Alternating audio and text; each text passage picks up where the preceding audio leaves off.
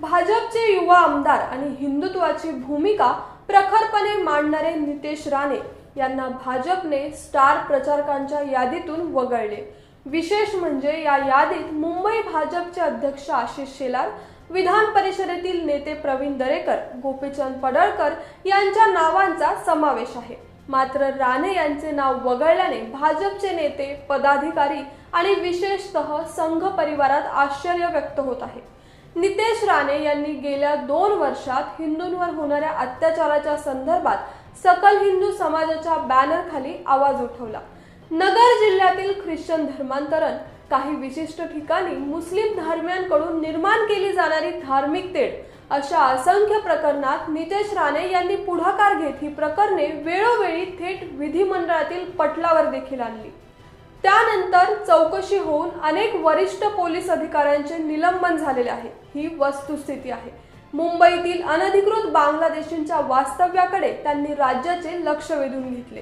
3 मजली इमारतीसाठी परवानगी असताना 14 मजली इमारत उभारली गेली, त्यात बांगलादेशींचे वास्तव्य होते।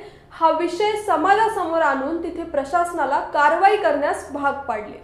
तिथेही आर्किटेक्चरवर गुन्हा दाखल झाला।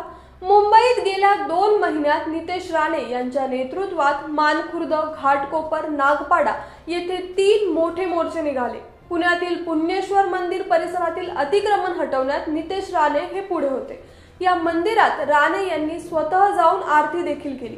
मालेगाव येथील काही मंदिरांचे नुकसान निधर्मी लोकांकडून केले गेले होते। हे नुकसान रोखून हा प्रश्न त्यांनी स्वतः मार्गी लावला। भुईकोट किल्ला आणि मंदिरांना हक्काच्या पोलीस चौक्या त्यांनी मिळवून दिल्या। कुठल्याही वेळी कार्यकर्त्यांचे फोन उचलणारे नेते म्हणून राणे यांची भाजपा परिवारात ओळख आहे। राज्यभर सकल हिंदू समाजाचे 60हून अधिक मोर्चे नितेश राणे यांच्या नेतृत्वात काढण्यात आले। याची पावती म्हणून राणे यांचे नाव स्टार प्रचारकांच्या यादीतून वगळण्यात आले की काय अशी भावना संघ परिवारात आता व्यक्त होत आहे।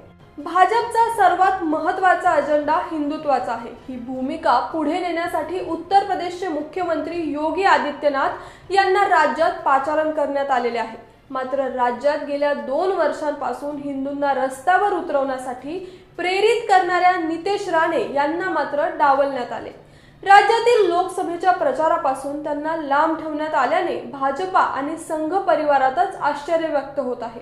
यावर तुम्हाला काय वाटतंय? तुमची प्रतिक्रिया कमेंट बॉक्समध्ये नक्की कळवा आणि असेच राजकीय संबंधित बातम्या पाहण्यासाठी चॅनलला सबस्क्राइब करा।